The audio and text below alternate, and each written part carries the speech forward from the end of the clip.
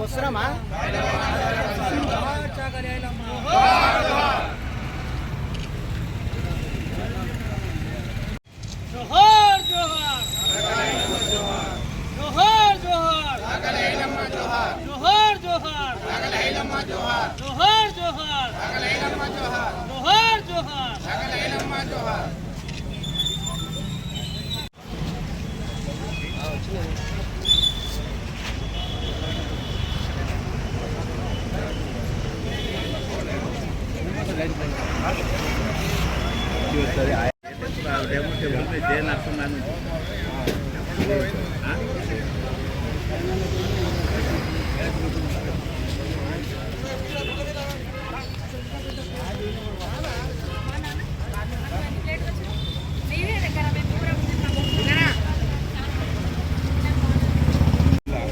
బడుగు బలహీన వర్గ జాతిలో జన్మించి వీరవనితగా ధీరవనితగా పేరుగాంచిన సాకలి ఐలమ్మ గారి 129వ జయంతిని ప్రతి పట్టణాల్లో పల్లెలలో ఘనంగా నిర్వహిస్తున్నాయి.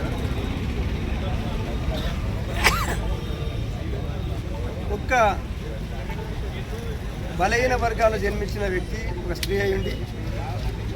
అప్పటి వ్యతిరేక విధానాలకు ప్రజా వ్యతిరేక విధానాలను ఎదిరించి పోరాడి నిజాం ప్రభుత్వాన్ని కానీ అదేవిధంగా గ్రామంలో ఉన్న దేశ్ముఖ్తో పోరాడి ఆ దేశ్ముఖ్ కూడా ఎన్ని ఇబ్బందులు పెట్టినా ఎన్ని బాధలు పెట్టినా ఇంతకన్నా ఎక్కువ నాకేమైనదని ముందుకొచ్చి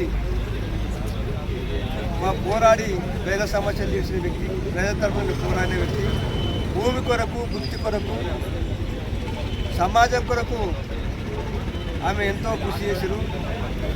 ఆమె 1895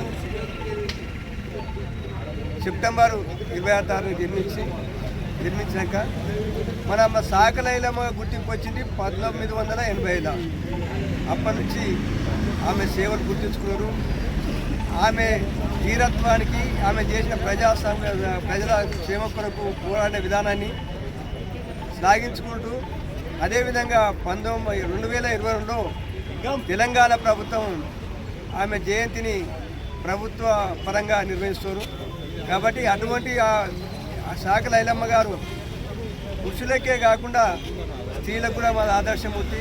కాబట్టి అటువంటి మహానుభావులు మంచి వ్యక్తిత్వం గల అంటే కారణజన్మలు అప్పుడప్పుడు జన్మించి సమాజాన్ని సగ్గదిద్దాలని కోరుకుంటున్నారు.